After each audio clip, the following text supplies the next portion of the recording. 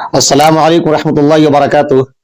کئی سارے حفاظ ہیں، ائمہ کرام ہیں، جنہوں نے چاند کے متعلق یہ پوچھا ہے کہ کیا چاند کی رؤیت اس مرتبہ عام ہوگی اور یہ کس تاریخ کو ہوگی، کیونکہ ہمیں تراویح کی تیاری کرنی ہے۔ تو یاد رکھیں آج 17 تاریخ ہے، 28 شعبان المعظم۔ اس مرتبہ چاند کی رؤیت ہوگی، عام رؤیت ہوگی اور 29 تاریخ کو ہی ہو جائے گی۔ اس کی وجہ یہ ہے نیو مون، جس کو ہم لوگ کہتے ہیں وقت محاق یا چاند کا پیدا ہونا، کیونکہ زمین، سورج اور چاند جب سب ایک سیدھ میں آ جاتے ہیں تو پھر چاند کا جو کالا والا حصہ ہوتا ہے وہ زمین کی طرف رہتا ہے تو وہ نہیں دکھتا، گویا کہ لگتا ہے کہ چاند ختم، محاق۔ لیکن جب وہی سرکنا شروع کرتا ہے تو جو اس کا روشن حصہ ہوتا ہے، کنارے پہ جو روشنی پڑتی ہے، تو وہی باضابطہ جو ہے ہلال کی شکل میں ہم زمین والوں کو دکھائی دیتا ہے۔ یہ کب ہوتا ہے؟ تو یوٹی بولتے ہیں، یونیورسل ٹائم۔ اس کے مطابق باضابطہ جو لندن کے اندر رصدگاہ ہے وہ آج 12:01 پہ وہ ایک سیدھ میں سب کے سب آ گئے۔ اب ہندوستان جو ہے ہمارا، یہ وہاں سے پورب اور مشرق میں پڑتا ہے، تو اس طریقے سے یہ 5.5 گھنٹہ اس سے آگے چل رہا ہے۔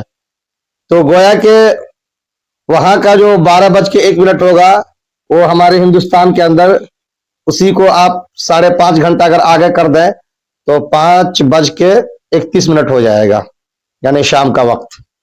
تو وہاں پہ 12:01 پہ یہ ایک سیدھ میں آئیں گے، اور وہاں سے پھر آگے سرکنا جب شروع ہوگا تو نیو مون یا چاند کی پیدائش جو کہتے ہیں ولادت قمر، وہ مرحلہ شروع ہوگا، اور یہاں کے لحاظ سے 5:30 بجے۔ پہلے تو اس کو سمجھ لیں آپ۔ اب اس کے بعد چاند عام طور سے دکھتا کب ہے، سب لوگ کیسے اپنی آنکھوں سے دیکھ پاتے ہیں؟ اس کے لیے 2-3 چیزیں۔ ایک تو یہ ہے کہ چاند کی باضابطہ جو ہے عمر پیدا ہونے کے بعد سے 18 گھنٹے سے اوپر ہونی چاہیے، تو آنکھوں سے آپ دیکھ سکتے ہیں اس کو بلا کسی دوربین وغیرہ کے۔ تو کل کی شام میں، آج کے اگر آپ وقت کو 5:30 کو لیں اور کل کا جو وقت ہوگا مغرب کا اس کو لیں تو 25 گھنٹے قریباً بن جاتے ہیں۔ یقینی بات ہے، یہ عمر اتنی ہے چاند کی جو سبھی لوگ دیکھ سکتے ہیں۔ اسی کے ساتھ ساتھ جو افق سے بلندی ہوتی ہے، جس کو الٹیٹیوڈ کہتے ہیں، وہ بھی تقریباً جو ہے 8 درجے سے اوپر ہونے چاہیے۔ تو کل جو ہے اس کی بلندی وہ 11 درجے تک کی ہے۔ یہ بھی سپورٹ کر رہا ہے کہ کل ہی چاند دکھے گا اور رؤیت عام ہوگی۔ اسی کے ساتھ ساتھ ایک ہوتا ہے ایلونگیشن، ایک ہوتا ہے مون لیگ، کہ سورج کے ڈوب جانے کے بعد، اس کی لالی کے ختم ہونے کے بعد تب جا کر کے چاند دکھتا ہے آپ کو۔ تو ان دونوں کے بیچ کتنا فاصلہ ہونا چاہیے؟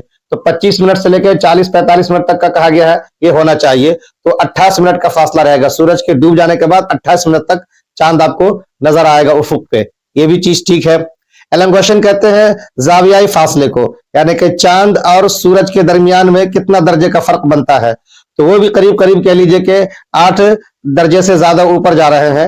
تو چاہے وہ زاویائی فاصلہ ہو، افق پہ چاند کے رہنے کا جو وقت ہے اس کی مدت ہو، یا اسی طریقے سے ولادت قبر کے بعد چاند کی جو عمر ہے، وہ یہ تینوں چیزیں سپورٹ کر رہی ہیں اس بات کو کہ کل ہی کی تاریخ میں چاند دکھے گا، اور یہ عام لوگ دیکھ پائیں گے، جس کو رؤیت عامہ کہا جاتا ہے۔ ان باتوں کو آپ سمجھ لیں اور اس لحاظ سے تراویح کی تیاری شروع کر دیں۔ جزاک اللہ، ان باتوں کو عام بھی کر دیں۔